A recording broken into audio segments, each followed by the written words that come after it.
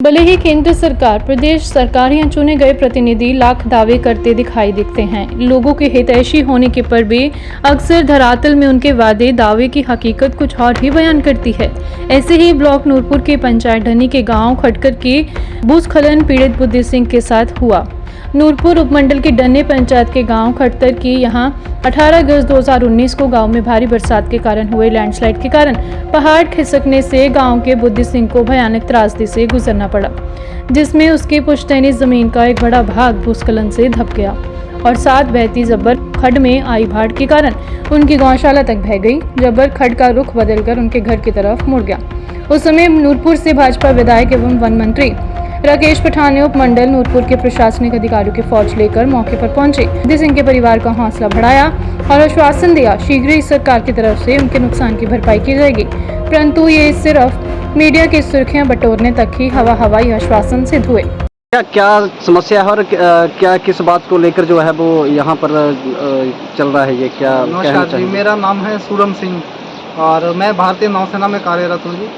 और मेरा जो है ये घर का लैंड स्लाइडिंग का चक्कर चल रहा है जी, पिछले 6 सालों से चल रहा है। अगस्त 2019 से ये समस्या चल रही है जी। तो जब ये समस्या हुई तो यहाँ पे बहुत सारे प्रशासनिक अधिकारी आए दिन, मतलब आज जिस दिन ऐसे लग रहा था कि आज ही हमको ये कहीं ना कहीं कुछ दे देंगे। जिस स्पीड से वो आ रहे थे तो ऐसे लग रहा था कि हमारा आज ही कुछ ना कुछ हो जाएगा। बट आज 6 साल हो गए, आज तक हमारे लिए इन्होंने कुछ भी नहीं किया। और उस समय भगवान की कैसी कृपा होगी कि मेरा पोस्टिंग जो है प्राइम मिनिस्टर हाउस में आ गया। उसी दौरान जब 2019 में मैं प्राइम मिनिस्टर हाउस में गया तो वहाँ भी 6-7 महीने तक मैं इनको देखता रहा जी, इन्होंने कोई काम नहीं किया। तो लास्ट में मुझे मजबूर होकर ये बताना पड़ा वहाँ पे सर को, एक पीएस साहब थे, उनको मैंने बताया। मैंने कहा सर ऐसे ऐसे मेरी समस्या है थोड़ी, घर में माँ बाप को रहने के लिए घर नहीं है, तो आप प्लीज़ थोड़ा इस पर एक्शन लीजिए। तो उन्होंने उसी समय फिर जयराम ठाकुर जी थे हमारे मुख्यमंत्री जी, तो उन्होंने एक चिट्ठी वहाँ से मैंने बना के दी थी उनको। उनको भेजा, वो फ़ोन से भेजा, व्हाट्सअप किया या कैसे भेजा मुझे ना आइडिया नहीं है, बट उनको फ़ोन किया तो बताया उनको। तो उसके बाद भी कोई एक्शन नहीं हुआ। 1 महीने तक मैंने देखा, मैं घर आया, छुट्टी आया तो कोई भी कार्रवाई जी नहीं हो रही है। उसके बाद मैं वापस जैसे ड्यूटी पे दोबारा गया तो उन्होंने बोला कि आपका कुछ हुआ जी वहाँ पे? तो मैंने कहा जी नहीं, अभी तक तो मेरा कुछ नहीं हुआ जी, वहाँ पे कोई भी एक्शन लेके राजी नहीं है जी। तो उन्होंने फिर तुरंत दोबारा उनको फ़ोन किया कि लगता है आप ये काम नहीं कर पाएंगे। तो उसके बाद उन्होंने क्या, कुछ सरकार इधर की हरकत में आई जी। तो हमारे लिए बोले कि आपकी जितनी लैंड गई है उसके बदले आपको हम नई जगह पे अच्छी भूमि देंगे और वहाँ पे आपको सेव करेंगे। और उन्होंने फटाफट हमको बोला यहाँ से एनओसी लाओ, फलाने डिपार्टमेंट से एनओसी लाओ, ये लाओ वो लाओ। सारी एनओसी हमने लाई है, आपको भी शायद हमने दिखाई वो सारी एनओसी जो हमको दी थी सारी डिपार्टमेंट में। एनओसी लगा के तो इन्होंने कुलार नाम की जगह पे हमको बोला कि यहाँ पे आपको ये ज़मीन मिलेगी इस ज़मीन के बदले में। तो हमने बोला ठीक है, कहीं भी दो, आप जो भी दे सकते हो करो। तो उन्होंने वो फाइल बना के, पहले तो उनको फाइल ही नहीं बन रही थी, उसके बाद कैसे तैसे फाइल बना के वो भेज दी थी शिमला में। अब शिमला वो फाइल पहुँच गई, उसको पहुँचे हुए 2 से 3 साल हो गए जी शिमला में। तो मैंने कहा पता नहीं इस फाइल में कहाँ अड़चन आ रही है, क्या दिक्कत आ रही है।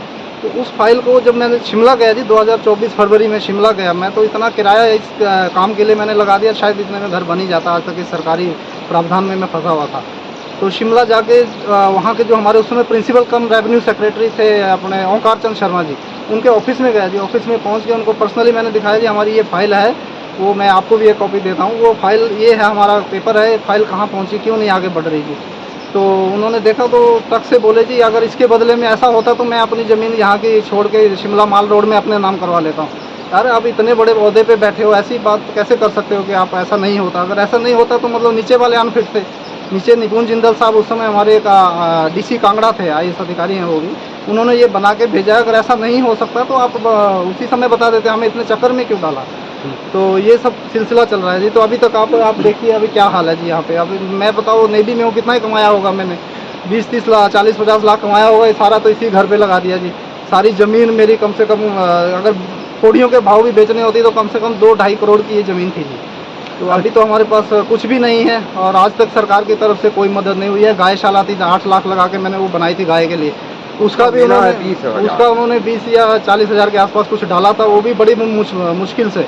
जब यहाँ पे आए लास्ट ईयर SDM साहब आए तो बोले कि आपको तो डाल चुके हैं, तो हम कहाँ डाला है जी। तो उसके बाद उन्होंने क्या किया, तो 40 हज़ार के आसपास कुछ डाला था उन्होंने, वो आया है हमारे पास अभी तक की राहत। और इस बरसात में आप देखिए जी, इस बरसात में तो हमारे पास अभी कुछ भी नहीं बचा है। अभी ये घर का भी ये बोलते थे कि घर का क्लेम सरकार तब करती है जब तक वो गिर ना जाए। तो हम भी जी गिरने का वेट कर रहे थे, अब तो गिर गया, पता नहीं, देखते हैं सरकार आगे क्या करती है। कितना अनुमानित जमीन जो है वो आपकी यहाँ पर जो इस लैंडस्लाइड से प्रभावित जमीन है? जी हमारी लगभग यहाँ पे है 70 कनाल के आसपास है, और लगभग सारी खत्म है अभी। ये 2-4 कनाल बची हुई है। आज 60 से 70 आम के पेड़ बह गए, हमारे ऑरेंज के पेड़ थे जी 50-60 पेड़, वो बह गए हैं। खैर जो अभी कटता है हमारा, खैर कम से कम इस साल हमारा 20 लाख के आसपास कटना था जी, अगर वो तो नॉर्मल भी ऐसे कटता तो कि ये सारी चीज़ें प्रशासन के नॉलेज में है? प्रशासन उस समय पूरा नॉलेज में है जी।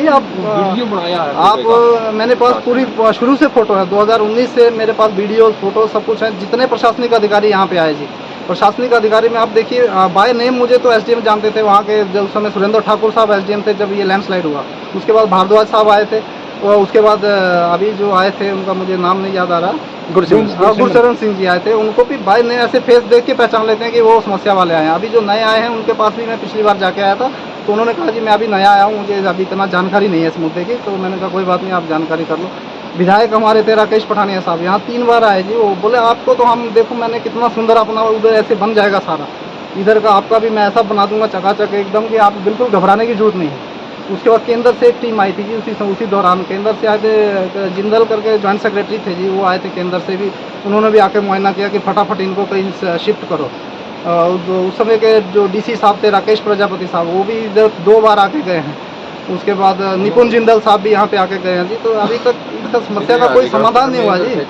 और ड्रोन से इसकी पूरी ड्रोन से इस पहाड़ का भी सर्वे करवाया उन्होंने कि ये पहाड़ रुकेगा या नहीं रुकेगा। अरे नहीं रुकेगा तो हमारा समाधान करो ना यार, हम तो कहीं जाएँ।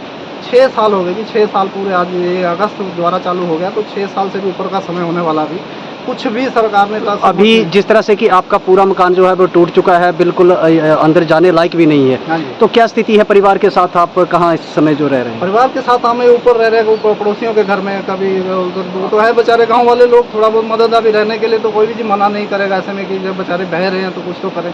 बट 6 साल हो गए जी। 6 साल में अगर मैं बोलता हूँ प्रशासन के पीछे नहीं भागते तो उतना किराए के जितना खर्चा किया होगा उतने में शायद मैं 2 कमरे का घर भी बना लेता जी। आज तक शिमला तक मैं इनके चक्कर में भागता रहा। अभी क्या विशेष मांग जो है आपकी वो लोकल प्रशासन और प्रदेश सरकार से रहेगी? प्रदेश सरकार से यही मांग है जी। तत्कालीन उस समय की सरकार ने तो कुछ नहीं किया, अभी जो है अभी उनका देख लेते जी वो क्या करते हैं। कुछ तो करना चाहिए जी, कुछ तो मदद मिलती होगी सरकार की तरफ से।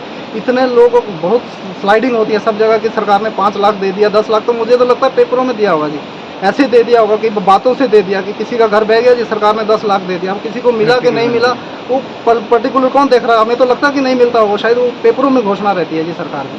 अब तो उससे यही हमको तो यही आइडिया लग रहा है, जैसे मैं कई जगह पे हाथ से दिल्ली से आपके माध्यम से, मीडिया के माध्यम से पता लगा था, और जो फील्ड स्टाफ है उन्होंने भी अवगत कराया था कि एक बुद्धि सिंह जी हैं, श्री मंगतराम जी, सनाम श्री मंगतराम डन्नी के हैं वो, तो उनका मकान काफ़ी क्षतिग्रस्त हो गया था, काफ़ी भूमि कटाव हो गया उसके साथ। तो हमारे नायब तहसीलदार साहब हैं सदमा वाले, वो गए थे स्पॉट पर, तो उनका सामान भी पंचायत घर में थोड़ा स्कूल में शिफ्ट करवाया। और एक सज्जन हैं वहाँ उसी गांव में, उनका एक मकान है, तो वहाँ पे उन्होंने अपनी सहमति दी है कि जब तक वो वहाँ शिफ्ट नहीं होंगे तब तक वो मकान को यूज़ कर सकते हैं।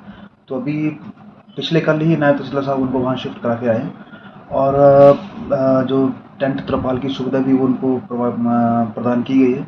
और भी कुछ अगर प्रशासन की तरफ से कोई और भी मदद की जरूरत होगी तो प्रशासन देने के लिए तत्पर है। कुछ सरकारी तौर पर फाइनेंशियल राहत भी दी गई है उनको? फाइनेंशियल राहत में असेसमेंट के लिए बोला हुआ है, जैसे भी जो भी होगा वो इमीडिएटली जो है वो एक्सटेंड कर दिया जाएगा।